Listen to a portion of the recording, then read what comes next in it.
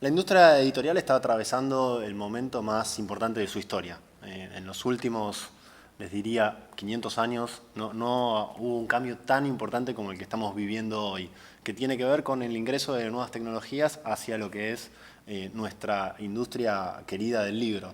Este cambio atraviesa al libro en todas sus perspectivas. No solamente implica que el libro deje de ser papel y empiece a ser digital y empiece a comunicarse bajo otros canales, sino que realmente implica un cambio alrededor de todo el ecosistema del libro, desde el autor hasta el lector.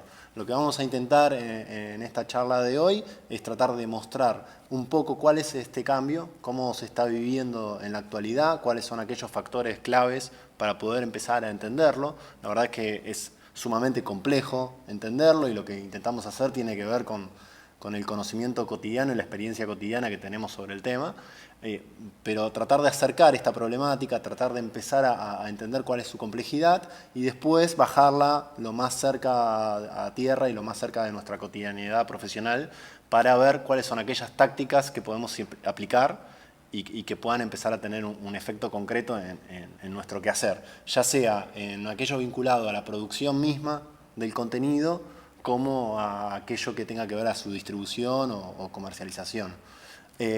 Si se quiere, hay tres grandes factores que son los que voy a tratar de desarrollar en la exposición, que son los puntos para mí centrales del cambio y a veces los que más les cuesta visualizar a un editor tradicional. Por un lado, el dejar de pensar que un editor produce solamente libros, objetos, para empezar a pensar que además de eso, o junto con eso, lo que produce en realidad son contenidos. Y hoy esos contenidos cobran muchos formatos diversos. Por otro lado, empezar a también dejar de pensar que lo que hace es producir un objeto y vender un objeto, para empezar a entender que lo que realiza es dar un servicio.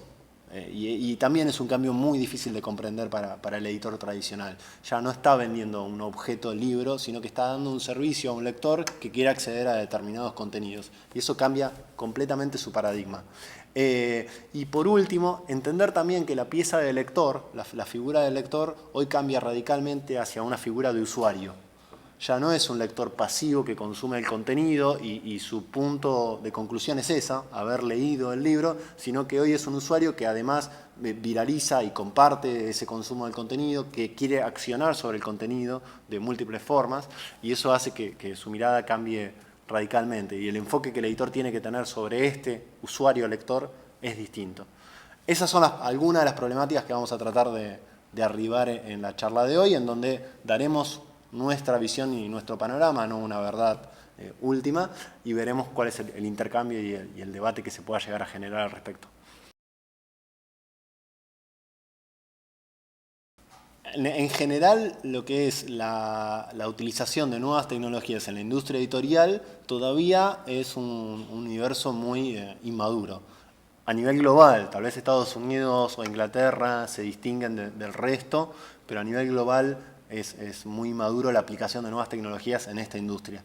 En Latinoamérica en particular, más aún, por cuestiones socioculturales, económicas y de desarrollo social en general.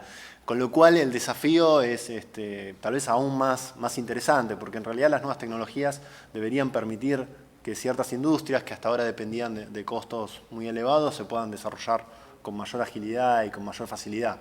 Hoy el escenario es el escenario tal vez muy similar al de muchos países de Europa, en donde el editor tiene mucha desconfianza sobre las nuevas tecnologías, donde siente que aquello que va a invertir nunca lo va a obtener como un retorno concreto, y entonces es una inversión casi tirada a la basura, y en donde está esperando que algo suceda mágicamente para empezar a desear y a invertir. Aquellas editoriales que han podido dar el paso un poquito más adelante son o los grandes grupos editoriales que tienen directivas ya sea de Estados Unidos o de otras casas matrices en Europa y que tienen una directiva concreta de empezar a trabajar en digital, funcione o no funcione. Y después aquellas editoriales en donde no están buscando un beneficio económico específico, donde en realidad lo digital les juega muy a favor porque lo que persiguen tal vez es mayor difusión a sus contenidos o utilizan los contenidos más como acción de marketing o comunicación o pedagogía. Y entonces ahí es donde hay un empezar a desarrollarse. El escenario es, si a nivel global es complejo, en Latinoamérica es aún más complejo. Hay poca penetración de dispositivos, hay muy pocas plataformas que sean autónomas o que hayan nacido en la región y que puedan... En España generalmente se habla mucho, se debate mucho de estar frente a Amazon con alguna plataforma o algún entorno en particular y se intentan realizar acciones al respecto. En Latinoamérica ni siquiera eso. En el momento en que Amazon decida dar un paso hacia adelante no va a haber demasiado con qué contenerse.